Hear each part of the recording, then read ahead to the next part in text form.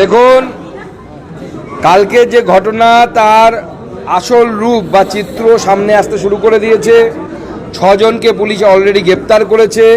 সেই ছজনই দেখা যাচ্ছে তারা তৃণমূল কর্মী। তারা লাভলি মৈত্রর একদম কাছের এবং লোকাল কাউন্সিলরের একদম কাছের। এবার এটার তদন্ত হওয়া উচিত যে তৃণমূলের যারা তৃণমূল করত তারা তো আর হঠাৎ বিজেপি হয়ে গেছে এরকম তো নয়। তারা কেন অভিষেক বন্দ্যোপাধ্যায়ের উপরে পচার ডিম ছুঁড়ে মারল? এই প্রশ্নের উত্তর এখন মমতা বন্দ্যোপাধ্যায়কে দিতে হবে। আর হসপিটাল ভর্তি নিচ্ছে না, অমুক করছে না, এগুলো গল্প ছাড়ুন।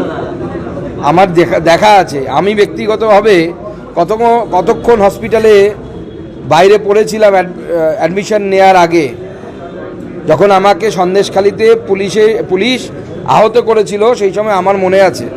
আমরা এইসব দেখে অভ্যস্ত, আমাদেরকে এই গল্প শোনাতে আসবেন না। ডাক্তাররা PAN40 লিখে দিয়েছে, অর্থাৎ অ্যাসিডিটির ওষুধ, আর তাকে হসপিটালে ভর্তি নিবে। তাহলে তো পশ্চিমবঙ্গের প্রত্যেকটা হসপিটালে 1 লাখ করে বেড রাখতে হবে। সবার অ্যাসিড হচ্ছে, সবাই গিয়ে ওখানে ভর্তি হয়ে যাবে। আমার তো এখন মনে হচ্ছে, জানি না, পুলিশ তদন্ত করলে সঠিক বেরোবে। সোমবারে CID ডেকেছে। যদি হসপিটালে গিয়ে ভর্তি হয়ে যেতেন তাহলে পরে আর নিজের লোক আক্রমণ করবে, হসপিটালে গিয়ে ভর্তি হয়ে যাব আর CIDর কাছে যেতে হবে না। পুরনো পদ্ধতি। আগে সরকার থাকলে পরে উডবার্নে চলে যেত, এখন তার উডবার্নে যাবে না, তাই জনতা বার্ন দিয়ে দিচ্ছে। রোগটা কি আগে সেটা তো বলতে বলুন, তারপরে তার চিকিৎসা হবে। আমি জানি মমতা বন্দ্যোপাধ্যায় ওনার MBBS MD, তার উপরে যদি কিছু থাকে সেই ডিগ্রিও আছে, যেটা আমাদের নেই।